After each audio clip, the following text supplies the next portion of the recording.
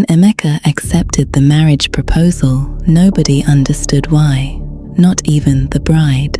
Amara sat quietly throughout the introduction ceremony in their village outside Enugu, smiling politely while her relatives celebrated.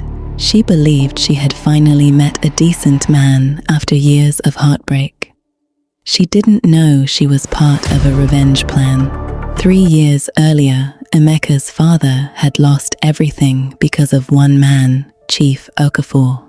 The chief had accused him of stealing community funds, ruining his reputation overnight. Unable to bear the shame, Emeka's father died a broken man months later. Emeka never forgot. Then fate handed him an opportunity. Chief Okafor had only one child, Amara. Everyone described her as kind, humble, and completely different from her powerful father. Emeka saw only one thing, a chance to make Chief Okafor feel the same pain his own family had endured. His plan was simple: marry Amara, gain the old man's trust, then abandon her publicly. He wanted Chief Okafor to watch his daughter return home disgraced. It felt like perfect justice. So, Emeka became the perfect fiancé. He called every morning. He remembered birthdays. He attended church with her family. He even learned how to cook her favorite vegetable soup because she once mentioned missing her late mother's recipe. Every smile was an act, or so he believed. 2 months after their wedding, something unexpected happened. Amara found an old photograph while cleaning their bedroom. It showed Emeka's parents. She stared at it for several seconds before asking quietly, "Is this your father, Chinedu?" Emeka froze. "Yes." Her eyes filled with tears. "My father talked about him many times." Emeka laughed bitterly. "To celebrate destroying him?" Amara shook her head immediately. "No." She disappeared into another room and returned with a dusty notebook. It had belonged to her late mother. Inside were handwritten entries from years earlier. One page read, "My husband came home angry today.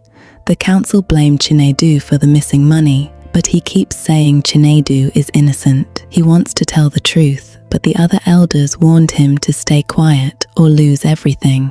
Emeka's hands trembled. He kept reading. Another entry. "Chief cried tonight. He said cowardice is becoming heavier than guilt." Silence filled the room. Everything Emeka believed suddenly cracked. "What is this?" he whispered. Amara looked down. "My father wanted to confess many times. Pride stopped him." Emeka could barely breathe.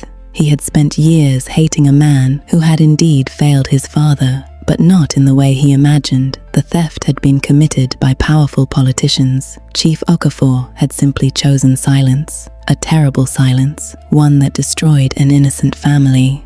That night, Emeka couldn't sleep. For the first time, he noticed how Amara always left his dinner warming on the stove whenever he worked late. How she quietly paid school fees for her cousin without telling anyone. How she still prayed for her father despite knowing his mistakes. She wasn't the enemy. She had never been. The revenge he had planned suddenly felt ugly.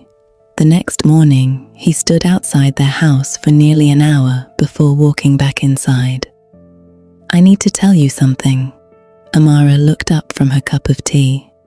"I didn't marry you because I loved you." She remained silent. "I married you because I wanted revenge." The words landed like stones. He expected screaming, tears, hatred. Instead, she simply asked, "Do you love me now?" Emeka opened his mouth. Nothing came out.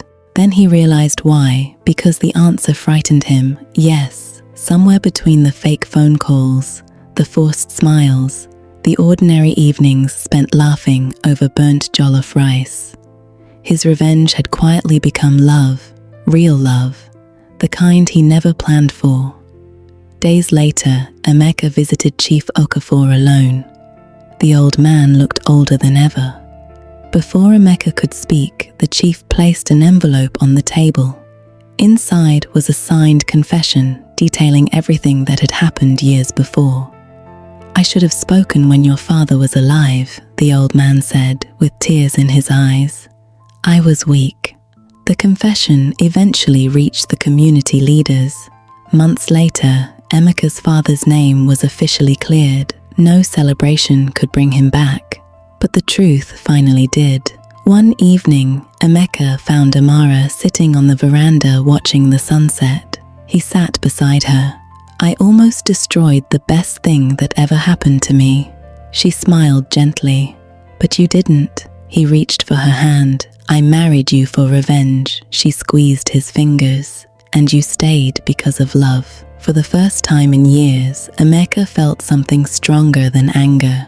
Peace. Sometimes revenge promises satisfaction, but forgiveness, though far more difficult, leaves room for something revenge never can: a second chance. And for Emeka and Amara, that second chance became the beginning of the love story neither of them expected.